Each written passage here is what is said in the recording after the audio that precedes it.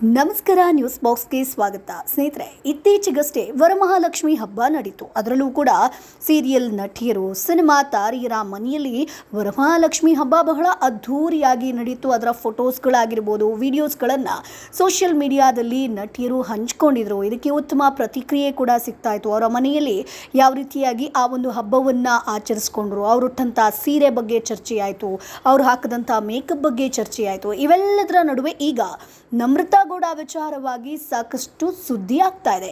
ಅದೇನಪ್ಪ ಅಂತಂದರೆ, ವರಮಹಾಲಕ್ಷ್ಮಿ ಹಬ್ಬದ ದಿನ ನಮ್ರತಾ ಗೌಡ ಹಾಗೆ ಕಾರ್ತಿಕ್ ಮಹೇಶ್ ಅವರ ಮದುವೆ ವಿಚಾರವಾಗಿ ಮನೆಯಲ್ಲಿ ಮಾತನಾಡಿದ್ರ ಏನು ಎತ್ತ. ನಮ್ರತಾ ಗೌಡ ಅವರ ಮನೆಯಲ್ಲಿ ಕಾರ್ತಿಕ್ ಮಹೇಶ್ ಇದ್ದಂಥ ಫೋಟೋ ಈಗ ಸಿಕ್ಕಾಪಟ್ಟೆ ವೈರಲ್ ಆಗ್ತಾ ಇದೆ. ಹಾಗಾಗಿ ಹೆಣ್ಣು ನೋಡೋದಕ್ಕೆ ಹೋಗಿದ್ರ ಏನು ಎತ್ತ, ಮದುವೆಗೆ ಗ್ರೀನ್ ಸಿಗ್ನಲ್ ಕೊಟ್ಟಿದ್ರ, ಇನ್ನೇನು ಸದ್ಯದಲ್ಲೇ ಇವರಿಬ್ಬರ ಮದುವೆ ಆಗುತ್ತಾ ಅನ್ನುವಂಥ ಚರ್ಚೆ ಈಗ ಬಹಳ ಜೋರಾಗಿ ಸೋಷಿಯಲ್ ಮೀಡಿಯಾದಲ್ಲಿ ನಡೀತಾ ಇದೆ. ಅಷ್ಟಕ್ಕೂ ಆಗಿದ್ದು ಏನು ಅಂತ ನೋಡೋದಾದ್ರೆ, ವರಮಹಾಲಕ್ಷ್ಮಿ ಹಬ್ಬದ ದಿನ ಕಾರ್ತಿಕ್ ಮಹೇಶ್ ನಮ್ರತಾ ಗೌಡ ಅವರ ಮನೆಯಲ್ಲಿದ್ದರು. ಸೊ ಹೀಗಾಗಿ ಈ ಒಂದು ವಿಚಾರ ಈಗ ವೈರಲ್ ಆಗಿರುವಂಥದ್ದು. ಯಾಕಂತಂದರೆ ಬಹುಶಃ ನಿಮ್ಗೆಲ್ರಿಗೂ ಕೂಡ ಗೊತ್ತಿರ್ಬೋದು ಯಶ್ ರಾಧಿಕಾ ಲವ್ ಸ್ಟೋರಿ ಬಗ್ಗೆ. ಸೊ ಅಲ್ಲೂ ಕೂಡ ಇದೇ ರೀತಿಯಾಗಿ ನಡೆದಿತ್ತು ಸ್ನೇಹಿತರೆ. ಅಂದರೆ ರಾಧಿಕಾ ಕೂಡ ಇವರು ಯಶ್ ಅವರ ಮದುವೆ ಒಂದು ಆಗುವಂಥ ಮುಂಚೆ ಈ ವರಮಹಾಲಕ್ಷ್ಮಿ ಹಬ್ಬದ ದಿನವೇ ಹೆಣ್ಣು ನೋಡೋದಕ್ಕಾಗಿರ್ಬೋದು ಅವೆಲ್ಲದಕ್ಕೂ ಹೋಗಿದ್ದಿದ್ದು.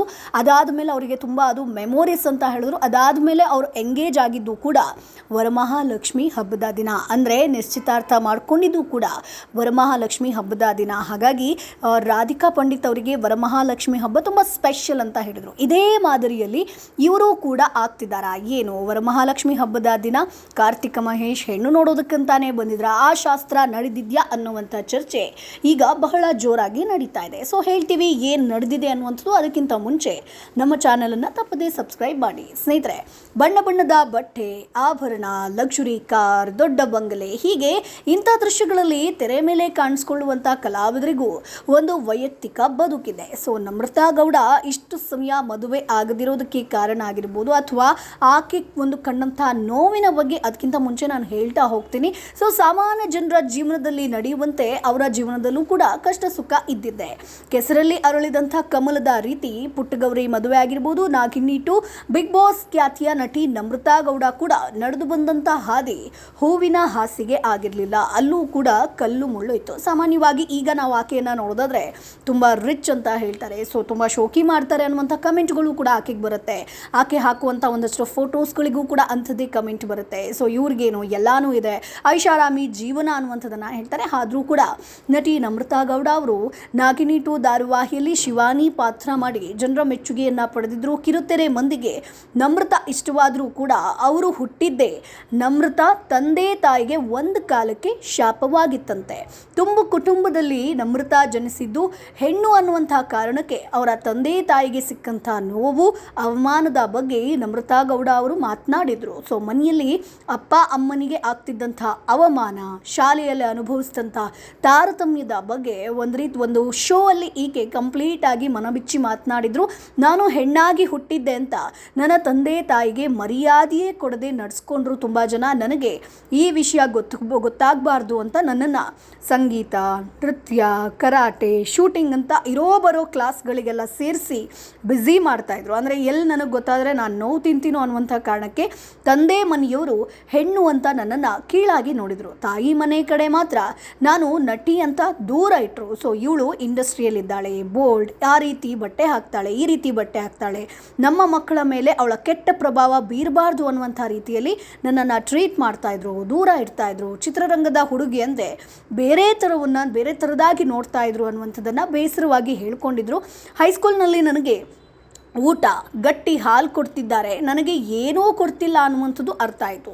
ಈ ಮನೆಯಿಂದ ನನ್ನ ಅಪ್ಪ ಅಮ್ಮನನ್ನು ಹೊರಗಡೆ ಕರೆದುಕೊಂಡು ಹೋಗಬೇಕು ಅಂತ ನಿರ್ಧಾರವನ್ನು ಮಾಡಿದೆ. ಪಾಲಕರನ್ನು ಚೆನ್ನಾಗಿ ನೋಡ್ಕೊಳ್ಬೇಕು ಅಂತ ನಾನು ಇಲ್ಲಿವರೆಗೆ ಹೋರಾಡ್ತಾ ಬಂದಿದ್ದೀನಿ. ಕಳೆದ 3-4 ವರ್ಷದಿಂದ ನಾವು ಸಪ್ರೇಟಾಗಿ ವಾಸ ಮಾಡ್ತಾ ಇದ್ದೀವಿ. ಸೊ ಮನೆಯಲ್ಲಿ ಅಪ್ಪ ಅಮ್ಮನನ್ನು ಯಾವ ರೀತಿಯಾಗಿ ನೋಡ್ತಿದ್ರು ಅದನ್ನು ನನಗೆ ನೋಡೋದಕ್ಕೆ ಆಗದೆ ಅವರನ್ನು ನಾನು ಬೇರೆ ಮನೆಗೆ ಕರ್ಕೊಂಬನ್ನೆ ಅಂತ ಹೇಳ್ತಾರೆ. ಸೊ ನಮ್ರತಾ ಗೌಡ ಅವರ ತಾಯಿ ಕೂಡ ಒಂದು ಶೋ ಅಲ್ಲಿ ಮಾತಾಡಿದ್ರು. ಇದ್ದರು. ನನ್ನ ಮಗಳು ಇಂದು ಈ ರೀತಿ ಬೆಳೆದಿದ್ದು ನೋಡಿ ನನಗೆ ಖುಷಿಯಾಗುತ್ತೆ, ಅವಳು ಏನೇ ಮಾಡಿದ್ರು ಕೂಡ ಒಳ್ಳೆಯದೇ ಅನ್ನುವಂಥದ್ದನ್ನು ಹೇಳಿದ್ರು. ನನಗೆ ಯಾವತ್ತಿಗೂ ಕೂಡ ಆ ಪ್ರೌಡ್ ಫೀಲ್ ಇದ್ದೇ ಇರುತ್ತೆ. ಸೊ ನನ್ನ ಒಂದು ಮನೆಯವರಾಗಿರ್ಬೋದು ಅಥವಾ ಎಲ್ಲರೂ ಕೂಡ ಹೆಣ್ಣು ಮಗು ಜನಿಸಿತು ಅನ್ನುವಾಗ ಯಾವ ರೀತಿಯಾಗಿ ಟ್ರೀಟ್ ಮಾಡಿದ್ರು ಆ ನೋವು ಇಂದಿಗೂ ಕೂಡ ತಾಯಿಗಿದೆ. ಸೊ ನಮ್ರತಾ ಗೌಡ ಅವ್ರಿಗೂ ಕೂಡ ಯಾರದೇ ಜೊತೆ ಬೆರಿಬೇಕಾದ್ರೂ ಕೂಡ ಅಥವಾ ತಾನು ಏನೇ ಇದ್ದರೂ ಕೂಡ ಎಲ್ಲೋ ಒಂದು ಕಡೆ ಹಿಂದೆ ಆಕೆ ಪಟ್ಟಂಥ ನೋವು ಈಗಲಿಗೂ ಕೂಡ ಆಕೆ ನೆನಪಿರುತ್ತೆ. ಇನ್ನು ವರಮಹಾಲಕ್ಷ್ಮಿ ಹಬ್ಬದ ಬಗ್ಗೆ ನೋಡೋದಾದರೆ ಕನ್ನಡ ಕಿರುತೆರೆಯ ಖ್ಯಾತ ನಟಿ ನಮ್ರತಾ ಗೌಡ ಕೂಡ ಅವರ ಮನೆಯಲ್ಲೇ ವರಮಹಾಲಕ್ಷ್ಮಿ ಹಬ್ಬವನ್ನು ಅದ್ಧೂರಿಯಾಗಿ ಆಚರಿಸಿದ್ರು. ಸೊ ಇದರಲ್ಲಿ ಎಲ್ರಿಗೂ ಕೂಡ ಶಾಕ್ ಆಗಿರುವಂಥದ್ದು, ಸಂಗೀತ ಎಲ್ಲಿ ತನಕ ಬಿಗ್ ಬಾಸ್ ಮುಗಿದ ಬಳಿಕ ಎಲ್ಲೂ ಕೂಡ ಸಂಗೀತ ಶೃಂಗೇರಿಯಲ್ಲೂ ಕೂಡ ಯಾರ ಒಂದು ಕಾರ್ಯಕ್ರಮದಲ್ಲೂ ಕೂಡ ಪಾಲ್ಗೊಳ್ತಾ ಇರಲಿಲ್ಲ, ಪಾರ್ಟಿಗಳಲ್ಲಿ ಕಾಣಿಸ್ಕೊಳ್ತಾ ಇರಲಿಲ್ಲ. ಆಕೆ ಒಬ್ಬಂಟಿಯಾಗಿ ಇದ್ದಿದ್ದನ್ನು ನಾವು ನೋಡಿದ್ದೀವಿ. ಆದರೆ ಮೊದಲ ಬಾರಿಗೆ ನಮ್ರತಾ ಗೌಡ ಅವರ ಮನೆಯ ಈ ಒಂದು ಕಾರ್ಯಕ್ರಮಕ್ಕೆ ಬಂದಿದ್ದರು ಸ್ನೇಹಿತರೆ. ಸೊ ನಮ್ರತಾ ಗೌಡ ಮನೆಯ ವರಮಹಾಲಕ್ಷ್ಮಿ ಹಬ್ಬದಲ್ಲಿ ಕಾರ್ತಿಕ್ ಮಹೇಶ್, ಸಂಗೀತ ಶೃಂಗೇರಿ, ಸಿರಿ, ರಕ್ಷಕ್ ಬುಲೆಟ್, ನಿನಾದ್ ಹರಿತ್ಸಾ, ಕವಿತಾ ಗೌಡ ಮುಂತಾದ ಕಿರುತೆರೆ ತಾರೆಯರು ಪಾಲ್ಗೊಂಡಿದ್ರು. ಈ ಫೋಟೋಸ್ಗಳೇ ಈಗ ಸಿಕ್ಕಾಪಟ್ಟೆ ವೈರಲ್ ಆಗಿರುವಂಥದ್ದು. ಅದರಲ್ಲೂ ಕೂಡ ನಮ್ರತಾ ಗೌಡ, ಕಾರ್ತಿಕ್ ಮಹೇಶ್ ಆಗಿರ್ಬೋದು, ಅವರ ಅಮ್ಮ ಆಗಿರ್ಬೋದು, ಹಾಗೆ ಮಗು. ಸೊ ಈ ಒಂದು ಅಂದರೆ ಅವರ ಅಕ್ಕನ ಮಗು ಒಂದು ಫೋಟೋ ಇದೆಯಲ್ವಾ, ಅದು ಸಿಕ್ಕಾಪಟ್ಟೆ ವೈರಲ್ ಆಗ್ತಾ ಇದೆ. ಸೊ ಕಂಪ್ಲೀಟಾಗಿ ಫ್ಯಾಮಿಲಿ ಹೋಗಿದೆ ಅಂತಂದರೆ ಹುಡುಗಿನ ಕೇಳೋದಕ್ಕೆ ಹೋದ್ರ, ಸೊ ಏನಾದರೂ ಮದುವೆ ಮಾತುಕತೆ ನಡೆದಿದ್ಯಾ ಅನ್ನುವಂಥ ವಿಚಾರ. ಸೊ ಗ್ರ್ಯಾಂಡಾಗಿ ಗೃಹ ಪ್ರವೇಶವನ್ನು ಕೂಡ ಇತ್ತೀಚೆಗೆ ನೆರವೇರಿಸಿದ್ರು. ಇದೀಗ ತಮ್ಮ ಒಂದು ಹೊಸ ಮನೆಯಲ್ಲಿ ವರಮಹಾಲಕ್ಷ್ಮಿ ಹಬ್ಬವನ್ನು ಭರ್ಜರಿಯಾಗಿ ಆಚರಿಸಿದ್ದಾರೆ.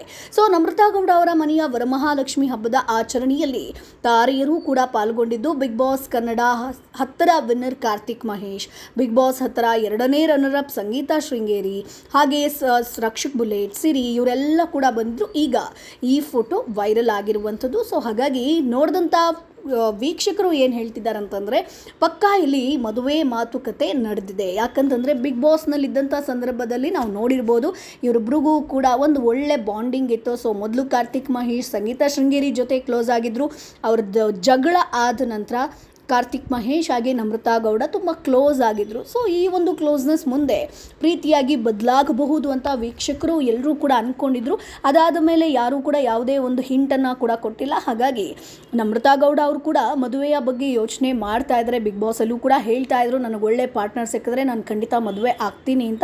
ಸೊ ಬಹುಶಃ ಆ ಒಳ್ಳೆ ಪಾರ್ಟ್ನರ್ ಕಾರ್ತಿಕ್ ಮಹೇಶ್ ಆದರೂ ತಪ್ಪಾಗಲಿಕ್ಕಿಲ್ಲ. ಆದರೆ ಕಾರ್ತಿಕ್ ಮಹೇಶ್ ಅನುಪಮಾ ಗೌಡ ಹೆಸರು ಕೂಡ ಕೇಳಿ ಬರ್ತಾ ಇದೆ. ಅವರಿಬ್ಬರು ಕೂಡ ರಿಲೇಷನ್ಶಿಪ್ನಲ್ಲಿ ಇದ್ದಾರೆ ಅನ್ನುವಂಥದ್ದು. ಸೊ ಇದು ಎಷ್ಟರ ಮಟ್ಟಿಗೆ ಸರಿ ಅನ್ನೋದು ಕಾದು ನೋಡಬೇಕು, ಯಾರನ್ನ ಮದುವೆ ಆಗ್ತಾರೆ ಏನು ಎತ್ತ ಅಂತ.